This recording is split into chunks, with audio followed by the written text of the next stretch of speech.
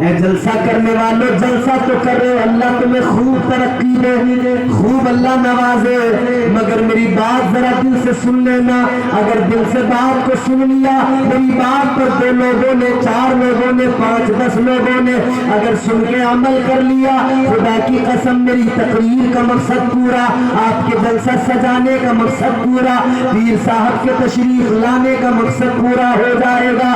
برگے ہی نہ پہ لکھتا ہوں نظر کے دل کی بات، شاید کہ رفتہ رفتہ لگے دل ربا کے ہاتھ، انداز بیاں گرچہ بہت شوق نہیں ہے، شاید کہ تیرے دل میں اتر جائے میری بات۔ آج دنیا کا ماحول دیکھو، ذرا ضمن یہ باتیں عرض کر رہا ہوں، آج معاشرے میں کیا نہیں ہو رہا، آج بے حیائی کس قدر عام ہو گئی، بے غیرتی پروان چڑھ رہی ہے، یہ قیامت کی نشانی نہیں تو کیا ہے؟ یہ قیامت کی تو نشانی ہے۔ ابھی میں آپ کے یہاں آیا، مالدہ ٹاؤن اسٹیشن پر، یوں تو راستے میں بہت کچھ آپ بھی جب نکلتے ہوں گے دیکھتے ہوں گے، میں نے بھی آتے ہوئے کئی منظر دیکھے، بے حیائی کس قدر عام ہے۔ ہم نے دیکھا اسی مالدہ ٹاؤن اسٹیشن پر ہمارے معاشرے کی بچیاں مسلم، مگر ان کا حال ایسا کہ جو بیان نہیں کیا جا سکتا، ان کی حالت ایسی جسے بیان نہیں کیا جا سکتا۔ کہاں سے، کہیں اور سے تو نہیں آتی، نہ ہمارے گھروں کی بچیاں۔ یہ ماحول کیسے بدلا، اس کا ذمہ دار کون ہے؟ اس کے ذمہ دار ہم ہیں، کوئی اور نہیں، ہم ذمہ دار ہیں۔ نہ ہم نے اپنے گھروں میں ہم نے کیا کیا، اپنے گھروں کا ماحول ہم نے انگریزوں سے لے لیا۔ ہمیں یورپ کا کلچر پسند آنے لگا، انگریزوں کی تہذیب پسند آنے لگی، تو کیا نتیجہ نکلا؟ ہمارے گھر تباہ ہونے لگے، ہمارے گھروں کے اندر یہ یورپ کا کلچر ایک وائرس بن کے گھسا ہے، اور یہ وائرس تباہ کر رہا ہے ہماری قوم کو، کھوکھلا کر رہا ہے ہماری قوم کو۔ یاد رکھنا میرے عزیزو، کامیابی چاہتے ہو، ترقی چاہتے ہو، اگر تم چاہتے ہو ہم کامیاب ہو جائے، ترقی چاہتے ہو تو یاد رہے کامیابی فقط اور فقط میرے مصطفیٰ کی تعلیم سے ملے گی۔ تو بات چل رہی تھی کہ نمرود بڑا طاقتور تھا، بڑا زوم تھا اسے طاقت کا، مگر اللہ نے کیا کیا، ایک مچھر سے، چھوٹا سا لنگڑا مچھر ناک کے راستے گھسا، دماغ میں پہنچا، دماغ کو چاٹنے لگا۔ اتنے بڑے طاقتور بادشاہ کے دماغ کو جب مچھر کھانے لگا، بے چین رہتا تھا، تڑپتا تھا، بے قرار رہتا تھا۔ بڑے بڑے حکیم بلائے، بڑے بڑے طبیب بلائے، پریشان ہے کیا کیا جائے، سمجھ میں کچھ نہیں آ رہا۔ حکیموں نے آ کر دیکھا، طبیبوں نے دیکھا، کہنے لگے کوئی دوائی نہیں ہے، مرض سمجھ میں نہیں آتا۔ ساری دوائیاں بھی، کسی دوائی سے آرام نہیں ہوا۔ پھر ایک کوئی طبیب آیا، بہت بڑا حکیم آیا، اس نے آ کر دیکھا، دیکھ کر کہنے لگا بادشاہ تیرے مرض کی کوئی دوا نہیں۔ کہا پھر کیا کیا جائے؟ اس نے کہا روزانہ صبح کو، روزانہ اپنے سر پر اپنے غلام سے جوتیاں مروایا کر۔ ایک غلام رکھا گیا، ایک نوکر رکھا گیا اس کام کے لیے، کہ روز سر پہ جوتیاں پڑیں گی، روز سر پہ جوتیاں وہ جب تیرے مارے گا، تو جب وہ سر پہ جوتیاں مارتا تھا نا وہ نوکر، تو وہ مچھر خاموش ہو جاتا تھا، رک جاتا تھا، تو اسے سکون ملتا تھا۔ پھر وقت گزرتا تھا، پھر وہ مچھر دماغ کھانے لگتا تھا۔ بالکل اسی طرح جیسے میں چپ جاتا ہوں تو اس مجمع میں بیٹھی عورتیں وہ خاموش ہو جاتی ہیں، میں بولنے لگتا ہوں تو یہ بھی زور زور سے بولنے لگتی ہیں۔ بالکل اسی طرح جب جوتی پڑتی تھی تو مچھر رک جاتا تھا، اور جب وہ پڑھنی بند ہو جاتی تھی تو وہ مچھر پھر دماغ کھانے لگتا تھا۔ میں عرض کر رہا ہوں اللہ جب مارنے پہ آئے نا تو اتنے بڑے طاقتور کو ایک مچھر سے مروا دیتا ہے۔ اللہ تعالیٰ کی قدرت کو دیکھو، اس کا کرم اور اس نے جو نشان عبرت ہمارے لیے رکھے ہیں ان کو دیکھو، ذرا غور کریں ان پر۔ چہرہ قمر کا ابر سے کالا کرا دیا، چہرہ قمر کا ابر سے کالا کرا دیا، جگنوں سے تو نے مولا اجالا کرا دیا۔ جگنو دیکھیں آپ لوگوں نے؟ ارے بولو بھیا، دیکھیں ہیں جگنو؟ آپ مالدہ ٹاؤن کے علاقے کے لوگ ہیں یا کہیں باہر سے پکڑ کے لایا گیا آپ کو؟ یہی کہنا، مالدہ ٹاؤن کے علاقے میں آتا رہتا ہوں، میں دیکھتا ہوں یہاں کے لوگ بہت اچھا سنتے ہیں، مگر تم لوگ مجھے ایسا لگ رہا ہے کسی صدمے میں ہو، کوئی ٹینشن ہے آپ کو؟ بتاؤ، مجھے بتا دو کیا ٹینشن ہے، شاید میں کوئی تمہیں حل بتا دوں۔ کوئی صدمہ ہے آپ کو؟ گھر کی کوئی پریشانی ہے کیا؟ بولو بولو، نہیں کوئی اگر معاملہ ہو تو بتاؤ۔ صدمے میں کیوں بیٹھے ہو؟ ذرا مسکراؤ، نبی کی محفل جھوم کے بولو سبحان اللہ۔ یہ جو آسمان کا چاند ہے نا بڑا روشن نظر آتا ہے، یہ قمر، مگر ایک بادل کا ٹکڑا آتا ہے اسے اس کی ساری خوبصورتی کو ڈھک لیتا ہے۔ چہرہ قمر کا ابر سے کالا کرا دیا، جگنوں سے تو نے مولا اجالا کرا دیا، جب بھی حفاظتوں پہ کرم آ گیا تیرا، مکڑی سے غار سور میں جالا کرا دیا۔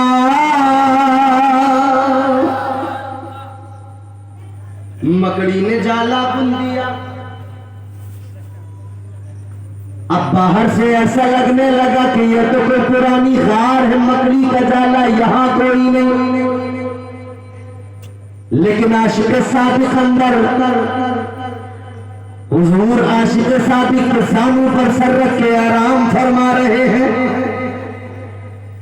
تاجدار مدینہ والی کونین ادھر آرام کر رہے ہیں، ادھر اسی غار کے اندر ایک سوراخ کے اندر ایک بل کے اندر ایک سانپ بیٹھا ہے، اور وہ سانپ بڑا پرانا، کتنا پرانا، حضرت موسیٰ علیہ السلام کے زمانے کا سانپ۔ اسے خبر ملی تھی کہ آخری پیغمبر اللہ کے محبوب دنیا میں تشریف لائیں گے، اسے علامتیں معلوم ہوئی تھی، نشانیاں پتہ لگی تھی، وہ منتظر تھا، اس نے اللہ کی بارگاہ میں دعا کی تھی۔ وہ سانپ کہنے لگا تھا، یا اللہ میں نے تیرے محبوب کا ذکر سنا ہے، اے پروردگار تجھ سے میری دعا ہے، میری عمر کو طویل کر دے، عمر میری لمبی کر دے، یا اللہ میری آرزو ہے جب تیرے محبوب کا دنیا میں جب تیرے محبوب کی جلوہ گری ہو، یا اللہ میں ان کی زیارت کرنا چاہتا ہوں،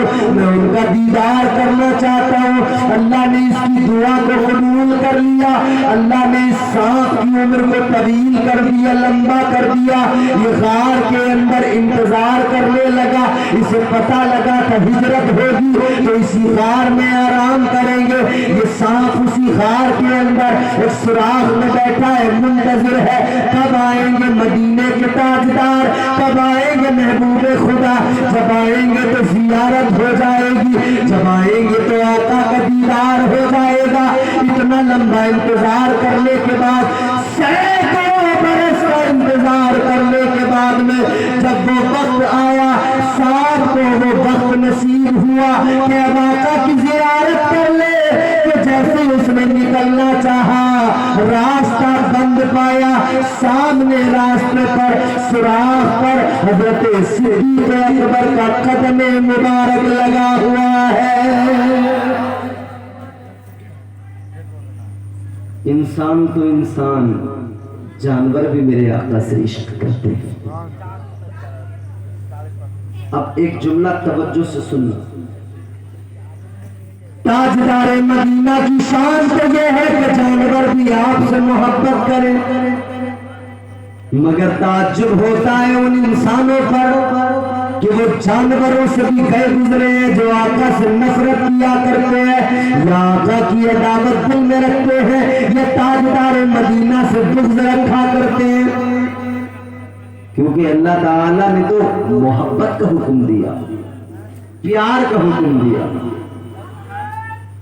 اور میرے امام نے تاجدار اہل سنت نے، تاجدار بریلی سیدی سرکار اعلیٰ حضرت نے ہمارے عقیدوں کو صاف کیا، کلین کیا بالکل، اور ہمیں مزاج دیا حضور سے محبت کرو، حضور کی عظمتیں سمجھائیں، حضور کا مقام و مرتبہ بیان کیا۔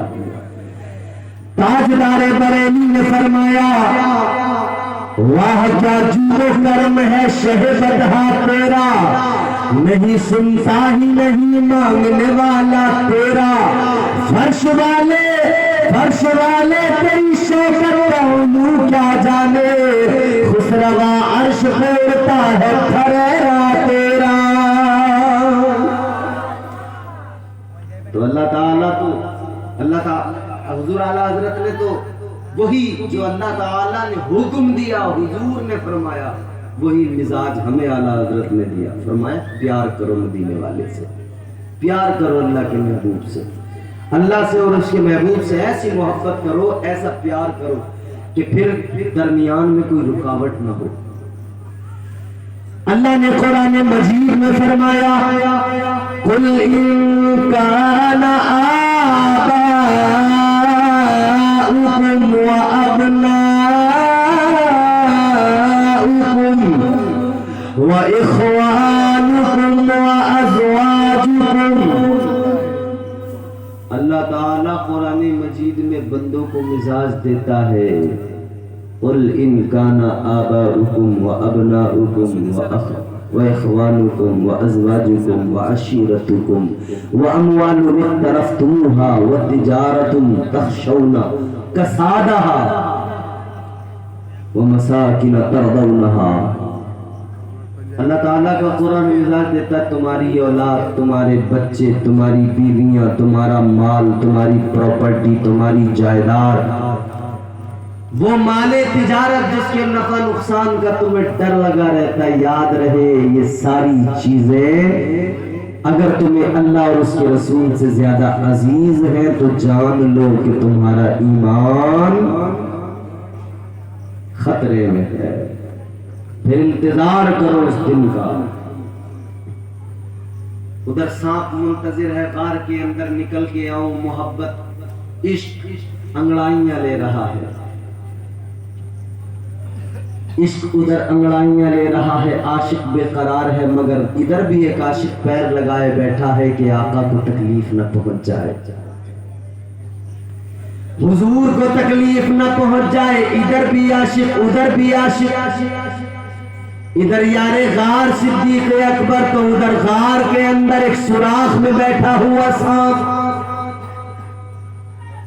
سانپ آگے آیا، اپنے منہ سے حضرت صدیق اکبر کے پیر کے قریب آ کر ٹچ کیا، اور ٹچ اس لیے کیا کہ ٹچ کروں گا تو شاید یہ پیر ہٹا لیں گے۔ وہ بھی جانتا تھا کہ یہ پیر جو باہر ہے نا لگا ہوا، یہ بھی عاشق کا پیر ہے۔ اس نے ٹچ کیا، سوچا کہ ہٹا لیں گے، مگر جو باہر عاشق ہے وہ بھی بڑا مضبوط ہے، عشق ادھر بھی سچا، عشق ادھر بھی سچا، ادھر اس نے بار بار کوشش کی کہ پیر ہٹا لے، مگر ادھر انہوں نے پیر ہٹانا گوارا نہ کیا۔ اب سانپ سمجھ گیا یہ پیر ہٹائیں گے نہیں، اور یہ اگر اپنا قدم مبارک نہیں ہٹائیں گے تو میں باہر کیسے نکلوں گا، اور باہر نہیں نکلا تو اتنے لمبے وقت کا انتظار، سینکڑوں برسوں کا انتظار جو میں نے کیا ہے آقا کا، وہ سارا انتظار آج سب بیکار ہو جائے گا اگر آقا کی زیارت نہیں ہوئی۔ ادھر اس کو تڑپ تھی آقا کے عشق میں، یہ تڑپ رہا تھا، اسے تڑپ کی کہ زیارت ہو جائے۔ اے لوگوں غور کرو، اب سانپ نے نہ چاہتے ہوئے مجبوراً جناب صدیق اکبر کے پیر میں ڈس لیا. اب اس نے جیسی ڈسا زہر جیسے پھیلا جسم کے اندر. اب یہ درد کی تکلیف، یہ تکلیف اور درد کی جو شدت تھی اس کے سبب آنکھوں میں آنسو آ گئے. آنکھوں میں آنسو آئے، ایک اشک کا قطرہ آنکھ سے ٹپکا. زانوئے مبارک پر سر مصطفیٰ ہے، مصطفیٰ کریم کے رخسار پر وہ اشک کا قطرہ ٹپک گیا. ٹھنڈک محسوس ہوئی، آقا نے آنکھیں کھول دی. تاجدار مدینہ نے فرمایا ابو بکر بتاؤ کیا ہوا؟ اے ابو بکر آنکھوں میں آنسو کس لیے؟ اے ابو بکر کس لیے رونے لگے؟ حضرت صدیق اکبر عرض کرنے لگے یا رسول اللہ، اے تاجدار مدینہ مجھے سانپ نے ڈس لیا. اب میرے آقا نے فرمایا پیر ادھر لاؤ، جہاں ڈسا ہے وہ دکھاؤ. انہوں نے دکھایا. مصطفیٰ کریم نے کیا کیا؟ اپنا لعاب دہن لیا، اپنا تھوک، اپنا لعاب دہن میرے آقا نے صدیق اکبر کے اس جگہ پہ لگا دیا جہاں سانپ نے ڈسا تھا. خدا کی قسم تاریخ گواہ ہے، ادھر میرے آقا نے لعاب دہن لگایا، ادھر زہر کا سارا اثر ختم ہو گیا. یہ انعام بھی ملا، سانپ کے زہر کا اثر ختم ہو گیا. سانپ نکل کے آئے، آنکھوں میں آنسو. حضور تو ہر مخلوق کی زبان جانتے ہیں. سانپ رو کے عرض کرنے لگا حضور گستاخی کی معذرت چاہتا ہوں، یا رسول اللہ غلطی معاف کرے. عرض کرنے لگا یا رسول اللہ معافی چاہتا ہوں آقا، مگر میں بھی سینکڑوں برسوں سے منتظر تھا. یا رسول اللہ حضرت موسیٰ علیہ السلام کے زمانے سے اب تک انتظار کر رہا ہوں، اگر آج زیارت نہ ہوتی تو پھر میرا یہ انتظار بیکار چلا جاتا. آقا مجبوراً مجھے ڈسنا پڑا، یہ پیر نہیں ہٹا رہے تھے. اس نے بھی آقا سے معذرت کی. عشق ادھر بھی ہے، عشق ادھر بھی ہے. عشق یہی تو ہے، عشق اسی کو تو کہتے ہیں. عشق میں بے خودی ہوتی ہے، عشق محبت کی معراج کا نام ہے. آگے بڑھو، میں آپ کو بتاتا ہوں میرے عزیزو. آج ہمارے دعوے ہیں مگر کھوکھلے دعوے ہیں. ہم سب بھی دعویٰ کرتے ہیں نا حضور سے محبت کا، محبت کرتے ہیں نا حضور سے. سب ادھر دیکھو، محبت کرتے ہو نا مدینے والے مصطفیٰ سے. سب کو محبت ہے، سب پیار کرتے ہیں، سچی محبت کرتے ہیں. تو زور سے بولے سبحان اللہ. سچی محبت کیا ہوتی ہے؟ سچا پیار کیا ہوتا ہے؟ آج ہمارا دعویٰ ہے آقا سے محبت ہم کیا کرتے ہیں، آقا سے پیار کیا کرتے ہیں، یہ ہمارا دعویٰ ہے. مگر تاجدار مدینہ والی کونین نے جو میں نے حدیث سنائی اس میں مزید بھی آگے میرے آقا نے فرمایا، حضور نے فرمایا اللہ سے محبت کرتے ہو اسی وجہ سے مجھ سے محبت کرو. اور آگے آقا فرماتے مجھ سے محبت کرتے ہو اسی بنیاد پر میرے خاندان سے محبت کرو. اللہ سے محبت کرتے ہو تو اس بنیاد پر، اس بنا پر مجھ سے محبت کرو. اور مجھ سے محبت کرتے ہو تو اس بنا پر میرے خاندان سے محبت کرو. اور آپ لوگ اگر ہم سے محبت کرتے ہیں تو لائٹ والے سے اتنی محبت نہ کریں، وہ اپنا کام کریں گے، آپ ہماری طرف دیکھو، ہماری طرف دیکھو، ہماری بات سنو. محبت اسے کہا جاتا ہے. تاجدار مدینہ کا پیارا خاندان، میرے مصطفیٰ کریم کا پیارا خاندان. کیسا خاندان؟ زمانے بھر میں بڑی گھر کی شان بیٹی سے، مہکتا رہتا ہے دل کا جہان بیٹی سے. ضروری ہے نہیں بیٹوں سے نام روشن ہو، میرے نبی کا چلا خاندان بیٹی سے. حضور نے فرمایا مجھ سے محبت کرتے ہو تو اس بنیاد پر میرے خاندان سے محبت کرو. امام حسین میرے آقا کے شہزادے، میرے آقا کے پیارے نواسے، کربلا میں امام حسین نے ثابت کر دیا عشق کیا ہوتا ہے، محبت کسے کہا جاتا ہے، عشق کا مقام کیا ہوتا ہے، کربلا میں امام حسین نے ثابت کیا۔ حضرت امام حسین نے اسی عشق کی بنیاد پر اپنے بچوں کی قربانی پیش کی۔ اچھا اب آپ لوگ کئی لوگ آپ میں سے سوچ رہے ہوں گے کہ مولانا کا مفہوم سمجھ میں نہیں آ رہا، یہ بار بار عشق کی بات بتا رہے۔ میں آپ کو قرآن پڑھ کے سناتا ہوں، یہی میرا پورا عنوان آپ کو قرآن کی آیت بتائے گی، یہی پورا عنوان قرآن سے میں آپ کو ثابت کرنے لگا ہوں۔ سنیں، پروردگار عالم نے قرآن مجید میں فرمایا اِنَّا عَرَضْنَا الْأَمَانَةَ عَلَى السَّمَاوَاتِ وَالْأَرْضِ وَالْجِبَالِ فَأَبَيْنَ أَن يَحْمِلْنَهَا وَأَشْفَقْنَ مِنْهَا وَحَمَلَهَا الْإِنسَانُ إِنَّهُ كَانَ ظَلُومًا جَهُولًا۔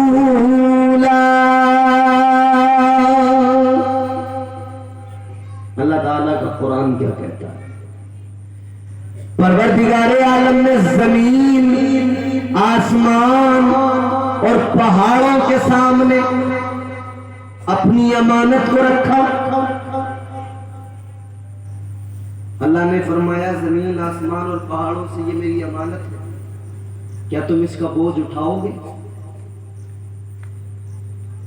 زمین نے بھی انکار کر دیا، آسمانوں نے بھی انکار کر دیا۔ علی السماوات والارض والجبال، زمین نے منع کیا، آسمان نے منع کیا، پہاڑوں نے منع کر دیا۔ اللہ کی امانت کا بوجھ اٹھانے سے زمین نے، آسمان نے، پہاڑوں نے منع کر دیا، تو پھر اللہ تعالیٰ نے یہی امانت کا بوجھ انسان کے سامنے رکھا۔ اللہ نے فرمایا اے انسان تو بتا کیا تو میری امانت کا بوجھ اٹھائے گا؟ تو انسان نے عرض کر دیا مولا اے پروردگار میں تیری امانت کا بوجھ اٹھاؤں گا، میں تیری امانت کو سینے میں سنبھال کے رکھوں گا۔ اب ذرا اس امانت پہ غور کریں۔ مفسرین کرام نے فرمایا کہ یہ امانت کیا ہے؟ جس امانت کا بوجھ اٹھانے سے زمین نے منع کیا، آسمان نے منع کیا، جس امانت کا بوجھ اٹھانے سے بلند قامت پہاڑوں نے منع کر دیا، انسان نے کہا میں اس امانت کے بوجھ کو اٹھاؤں گا، یہ کون سی امانت ہے؟ تو اس بارے میں کئی قول ہے مفسرین کے۔ بعض مفسرین کرام نے فرمایا کہ یہ اللہ کی عبادت ہے، لیکن یہاں پر یہ بھی بات سمجھ لینا ضروری ہے کہ یہ وہ امانت کا بوجھ ہے جو صرف انسان نے اٹھایا ہے اور کسی نے نہیں اٹھایا۔ تو بعض مفسرین نے فرمایا یہ امانت اللہ کی عبادت ہے، یہ عبادت الہی ہے، تو کہا کہ عبادت کا بوجھ ہے۔ لیکن یہاں پر میں آپ کو تفسیر حضرت علامہ قاضی ثناء اللہ پانی پتی آپ کی تفسیر مظہریات کے سامنے رکھنا چاہتا ہوں۔ حضرت قاضی ثناء اللہ پانی پتی نے اپنی تفسیر کے اندر فرمایا کہ یہ جو اللہ کی امانت ہے، اس امانت کو صرف عبادت نہ سمجھا جائے، یہ امانت صرف عبادت نہیں، کیونکہ یہ وہ امانت ہے جسے صرف اور صرف انسان نے اٹھایا ہے، یہ امانت وہ ہے جسے صرف اور صرف انسان نے اپنے سینے میں سنبھال کے رکھا ہے۔ تو کہا آپ نے اگر اس امانت کو عبادت صرف عبادت سمجھ لیا گیا تو یہ خاص نہیں ہوئی انسان کے لیے، کیونکہ عبادت تو باقی مخلوقات بھی کیا کرتی ہے۔ آپ نے فرمایا یہ جو امانت الہی ہے یہ فقط عبادت نہیں ہے۔ حضرت قاضی ثناء اللہ پانی پتی فرماتے ہیں یہ امانت اللہ تعالیٰ کے عشق کی امانت ہے۔ فرماتے ہیں یہ امانت در حقیقت عشق خدا کی امانت ہے، اللہ کی محبت اور اس کے عشق کی امانت ہے۔ اللہ تعالیٰ نے فرمایا انسان کہ تو میرے عشق کو اپنے سینے میں رکھے گا۔ حضرت آدم کی روح نے کہا مولا ہاں۔ انسان نے عرض کر دیا مولا میں تیرے عشق کی امانت کا بوجھ اٹھاؤں گا، تیرے عشق کو اپنے سینے میں رکھوں گا۔ تو اللہ نے فرمایا اے انسان سن لے، اگر تو میرے عشق کو اپنے سینے میں رکھے گا تو یاد رہے یہ محبت کوئی عام محبت نہیں ہے، یہ عشق ہے، اور عشق امتحان لیا کرتا ہے، عشق میں امتحان ہوا کرتے ہیں۔ تو اللہ تعالیٰ نے فرمایا امتحانات سے گزرنا پڑے گا، آزمائشوں سے گزرنا پڑے گا۔ تو انسان نے عرض کر دیا مولا بات عشق کی ہے، میں آزمائشوں سے گزرنے کو تیار ہوں۔ اے اللہ بات محبت کی ہے، بات عشق کی ہے، میں امتحان دینے کو تیار ہوں۔ تو اللہ تعالیٰ نے فرمایا اے انسان سن لے، اگر تو میری محبت میں امتحان دینے کو تیار ہے تو یاد رکھ لے امتحان بڑے سخت ہوں گے۔ یا اللہ کیا امتحان ہوں گے؟ اللہ تعالیٰ نے فرمایا اے انسان سن لے، اے انسان ذرا غور کر لے، اگر تو میرے عشق کو سینے میں رکھے گا تو امتحان ہوں گے۔ امتحان یہ ہوں گے آدم بنا کے جنت میں رکھا جائے گا، مگر پھر جنت سے نکال دیا جائے گا، زمین پہ آ کر 300 سال رونا پڑے گا۔ بتاؤ کیا امتحان سے گزرنے کو تیار ہو؟ عرض کر دیا مولا تیرے عشق میں 500 برس 300 برس کیا 3000 برس بھی رونا پڑے تو رونے کو تیار ہو۔ یا اللہ تیری محبت میں امتحان دینے کو تیار ہو۔ اللہ تعالیٰ نے فرمایا اے انسان سن لے، پھر وہ وقت بھی آئے گا کہ امتحان سے گزارا جائے گا، ابراہیم بنا کر آگ میں ڈال دیا جائے گا۔ کہا مولا میں آگ میں جلنے کو تیار ہوں۔ اللہ تعالیٰ نے فرمایا ابراہیم بنا کر بیٹے کی گردن پہ چھری رکھوا دی جائے گی، بیٹے کو ذبح کرنا پڑے گا۔ عرض کر دیا مولا بات تیری محبت کی ہے، بات تیرے عشق کی ہے، یا اللہ میں اس امتحان سے گزرنے کو تیار ہوں، بیٹے کی گردن پہ چھری رکھنے کو تیار ہوں۔ اللہ تعالیٰ نے فرمایا اور بھی امتحان دینا پڑے گا، تجھے یونس بنا کر مچھلی کے پیٹ میں رکھا جائے گا۔ عرض کر دیا انسان نے یا اللہ مچھلی کے پیٹ میں رہنے کو تیار ہو۔ اللہ تعالیٰ نے فرمایا مزید امتحان ہوگا، یا اللہ کیا امتحان ہوگا؟ اللہ تعالیٰ نے فرمایا یعقوب بنا کر بیٹے کو دور کر دیا جائے گا، بیٹے کی یاد میں رونا پڑے گا، آنسو بہانے پڑیں گے، اتنا رونا پڑے گا کہ بینائی چلی جائے گی، آنکھوں کا نور چلا جائے گا۔ عرض کیا مولا رونے کو تیار ہو۔ اللہ نے فرمایا یوسف بنا کر اور امتحان ہوں گے، یوسف بنا کر کھوٹے سکوں میں بیچ دیا جائے گا۔ عرض کر دیا مولا تیری محبت میں بکنے کو تیار ہوں۔ اللہ تعالیٰ نے فرمایا کہ سن لے پھر دوسری مرتبہ مصر کے بازار میں بیچا جائے گا۔ عرض کر دیا مولا بات تیری محبت کی ہے، میں پھر بکنے کو تیار ہوں۔ اللہ نے فرمایا مصر کے جیل خانے میں ڈال دیا جائے گا، قید کر دیا جائے گا، یا اللہ تیری محبت میں قید ہونے کو تیار ہو۔ اللہ نے فرمایا مزید امتحان ہوں گے، یا اللہ کون سا امتحان ہوگا؟ اللہ تعالیٰ نے فرمایا ابراہیم بنا کر آگ میں ڈالا جائے گا۔ عرض کر دیا مولا تیار ہو۔ اللہ تعالیٰ نے فرمایا مزید امتحان ہوگا، جب آخری پیغمبر بنا کے بھیجا جائے گا تو طائف والوں کے پتھر بھی کھانے پڑیں گے، مکے کے کافروں کے ظلم بھی سہنے پڑیں گے، یا اللہ تیری محبت میں یہ بھی کرنے کو تیار ہو۔ اللہ نے فرمایا مزید امتحان ہوں گے، یا اللہ کون سا امتحان؟ اللہ تعالیٰ نے فرمایا امتحان ہوگا، حسین بنا کر مدینے سے رخصت کیا جائے گا، مکہ سے بھی بھیج دیا جائے گا، کربلا میں پہنچا دیا جائے گا۔ کربلا میں جانے کے بعد میں اپنے گھر بار کو لٹانا پڑے گا۔ عرض کر دیا مولا گھر بار لٹانے کو تیار ہو۔ اللہ تعالیٰ نے فرمایا گھر بار لٹانے کے ساتھ ساتھ اپنے بچوں کو قربان کرنا پڑے گا، بچوں کی شہادتیں دینی پڑیں گی، یا اللہ دینے کو تیار ہو۔ علی اکبر دینا پڑے گا، یا اللہ دینے کو تیار तैयार हूँ, 6 माह का असगर देना पड़ेगा, या अल्लाह देने को तैयार हूँ। छोटे छोटे भांजों की शहादत होगी, या अल्लाह इसके लिए भी तैयार हो। भाई की निशानी कासिम को शहीद कर लिया जाएगा, उसको देखना पड़ेगा, सब्र करना पड़ेगा। अर्ज कर दिया मौला मैं सब्र करने को तैयार हूँ। अल्लाह ने फरमाया अब्बास के बाजू कटेंगे, वो बाजू भी उठा के लाने पड़ेंगे, या अल्लाह उठाने को तैयार हूँ। अल्लाह ताला ने फरमाया कि आगे इम्तिहान और होगा, जब सारा घर उठ जाएगा, कट जाएगा, फिर तुम्हें हुसैन बनकर सजदे में सर रख कर अपने सर को कटाना पड़ेगा। अर्ज कर दिया मौला तेरे इश्क में सर कटाने को तैयार हो। अल्लाह ताला ने फरमाया फिर सर को नेज़े पे चढ़ा दिया जाएगा, तो नेज़े पे बुलंद होकर कुरान सुनाना पड़ेगा। अर्ज कर दिया मौला कुरान सुनाने को तैयार हो।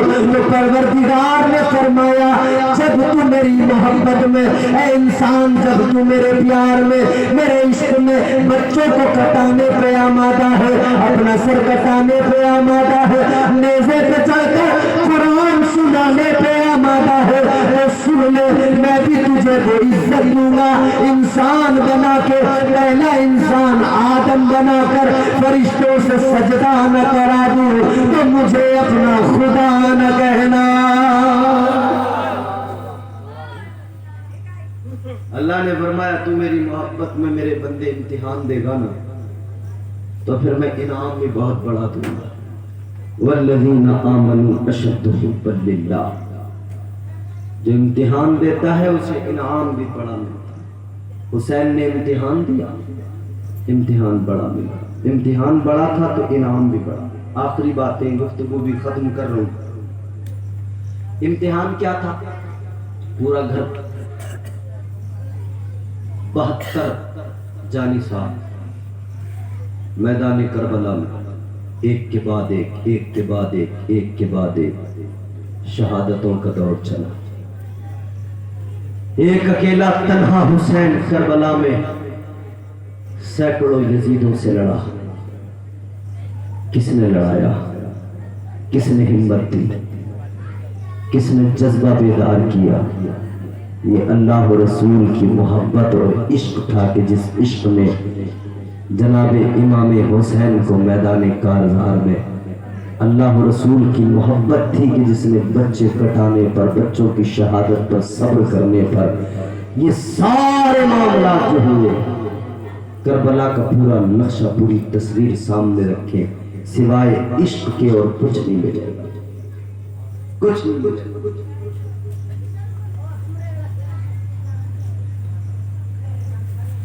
आओ एक नजर जरा सा करबला के मैदान पे डालो। तकरीर खत्म कर रहा हूं, जरा जोर से बोलो सुभान अल्लाह। जितने हुसैनी हैं वो बोल दे सुभान अल्लाह। जितने हुसैनी हैं हाथ उठा के कह दें या हुसैन। लहू से सब्र की शम्मा जला रहे हैं हुसैन, सितम के मुंह पे तमाचा लगा रहे हैं हुसैन। ये उनकी फतह मुबी का सबूत रोशन है, गला कटा के भी कुरान सुना रहे हैं हुसैन। हुसैन एक दिन नशी कहानी, हुसैन दस्तूर हल्कबानी, हुसैन अब्बास का सरापा, हुसैन अकबर की नौजवानी, हुसैन ज़ैनब की कम नमाई, हुसैन असगर की बेज़बानी, हुसैन दजला के खुश्क साहिल, हुसैन सहरा की बेकरानी। हुसैन दिल है, हुसैन जान है, हुसैन कुरान की ज़बां है, हुसैन सजदों की सरज़मी है, हुसैन ज़हनों का आसमां है। और इमाम हुसैन का नाम जो है ना 4 हरफों से बनता है। कितने हरफों से? 4। पहला हर्फ है, दूसरा सीन, तीसरा ये, चौथा नून। है, सीन, ये, नून, 4 हरफों से नाम बनता है इमाम हुसैन का। کتنے حرفوں سے؟ زور سے بولو. پہلا اے، حسین ہے سے بنتا ہے نا. حسین ہے سے حیا کا موسم، حسین ہے سے حیا کا موسم، حسین حسن عمل کا پانی، حسین تیری یسین جیسے سخاوتوں کی سجل جوانی. 4 حرف چاروں آپ کو سنا رہا ہوں. حسین ہے سے حیا کا موسم، حسین حسن عمل کا بانی، حسین تیری یسین جیسے سخاوتوں کی سجل جوانی، حسین کی یہ یزیدیت پر یقین محکم کی حکمرانی، حسین تیری یہ نون جیسے نبی مرسل کی زندگانی. حسین جب خیمے لگا دیے نا کربلا میں، امام حسین باہر نکلے، فجر کی نماز ادا کی، باہر نکلے، میدان کا معائنہ کر رہے ہیں، میدان کربلا کو دیکھ رہے ہیں. امام حسین میدان کارزار میدان کربلا کا معائنہ کر رہے کہ کانوں میں آواز آئی، حسین بچ جاؤ میں تقدیر ہوں. حسین نے فرمایا آ جاؤ میں شبیر ہوں. آواز آئی حسین میرا نام قضا ہے. حسین نے فرمایا میرے بابا کا نام مرتضی ہے. آواز آئی حسین مجھے خدا نے بھیجا ہے. حسین نے فرمایا آ جاؤ مجھے نانا مصطفیٰ نے بھیجا ہے. آواز آئی حسین یہ کربلا ہے، بچوں کی لاشوں پر گھوڑے دوڑائے جائیں گے. حسین نے فرمایا تب تو وہ دوڑے دوڑے جنت میں جائیں گے. آواز آئی حسین بیمار بیٹے کے پیروں میں بیڑیاں ڈال دی جائیں گی، بیڑیاں پہنائی جائیں گی. حسین نے فرمایا اسی بیمار سے ہماری نسل بڑھائی جائے گی. حسین پاک نے کربلا سے ایک نہیں کئی پیغام دیے، کئی پیغام دیے امام حسین نے. ایک پیغام پہلا یہ کہ اللہ اور اس کے رسول سے محبت ایسی کرو کہ پھر اس میں کوئی سمجھوتا نہیں ہونا چاہیے. شیطان آئے گا بہکائے گا، وہ اپنا کام کرتا ہے، آپ اپنا کام کریں. شیطان نے اللہ سے وعدہ کر لیا مولا تیرے بندوں کو بہکاؤں گا، وہ تو بہکانے کے لیے آتا ہے مگر تمہاری میری ذمہ داری، تمہارا میرا کام ہے کہ ہم شیطان کے جھانسے میں نہ آئے، شیطان کے وسوسوں میں نہ پڑے، شیطان کے وسوسوں سے بچے اور اپنا ایمان بچائیں. کیونکہ شیطان نے تو اللہ سے وعدہ کر لیا تھا. شیطان نے کہا تھا اے پروردگار میں تیرے بندوں کو بہکاؤں گا. کہنے لگا لَأَقْعُدَنَّ لَهُمْ صِرَاطَكَ الْمُسْتَقِيمَ. کہنے لگا یا اللہ میں صراط مستقیم پر رہوں گا اور تیرے بندوں کو بہکاؤں گا، گمراہ کروں گا. کہنے لگا قَالَ فَبِعِزَّتِكَ لَأُغْوِيَنَّهُمْ أَجْمَعِينَ. کہنے لگا یا اللہ تیری عزت کی قسم ہے میں تیرے بندوں کو بہکاؤں گا، تیرے بندوں کو گناہوں کے راستوں پہ لاؤں گا. اللہ تعالیٰ نے فرمایا بہکا لے، زور لگا لے. کہنے لگا یا اللہ چاروں طرف سے بہکاؤں گا. شیطان کہنے لگا مولا سامنے سے بھی حملہ کروں گا، پیچھے سے بھی حملہ کروں گا، دائیں سے بھی حملہ کروں گا، بائیں سے بھی حملہ کروں گا. کہتا ہے چاروں طرف سے بہکاؤں گا. اللہ تعالیٰ کا کرم بھی دیکھو، پروردگار نے فرمایا او شیطان تو میرے بندوں کو چاروں طرف سے بہکائے گا مگر سن لے تو نے 4 سمتوں کو چن لیا، 4 سائدوں کا انتخاب کر لیا. مگر دو سائیڈوں کو چھوڑ دیا. وہ دو کون سی؟ ایک نیچے والی سائیڈ، ایک اس نے کہا آگے سے پیچھے سے دائیں سے بائیں سے چار طرف سے بیٹھا ہوں میں. دو چھوڑنی کون سی؟ نیچے والی، بولو. اللہ نے فرمایا تو چار طرف سے بہکائے گا، چار سائیڈیں تیری، اور دو جو تم نے چھوڑ دی وہ دو سائیڈیں میری. اللہ فرماتا تو چار طرف سے بہکائے گا، میں دو طرف سے کرم کروں گا. اللہ نے فرمایا تو بہکا لے.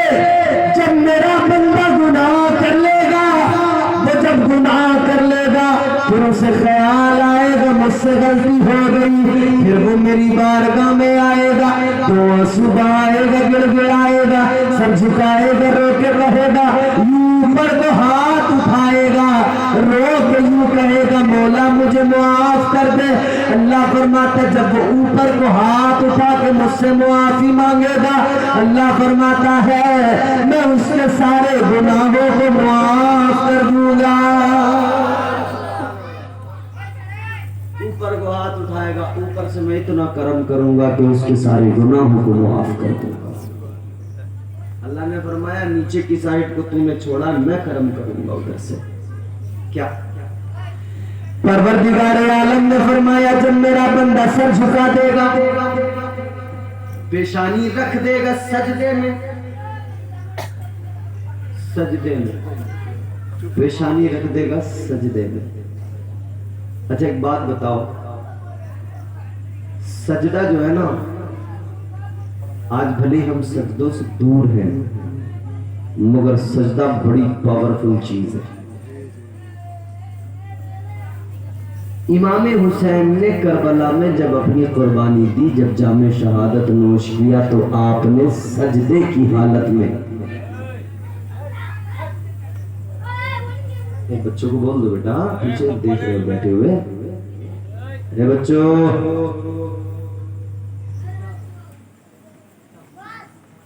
یہ کھیل کا میدان نہیں بیٹا، بیٹھ جا آرام سے.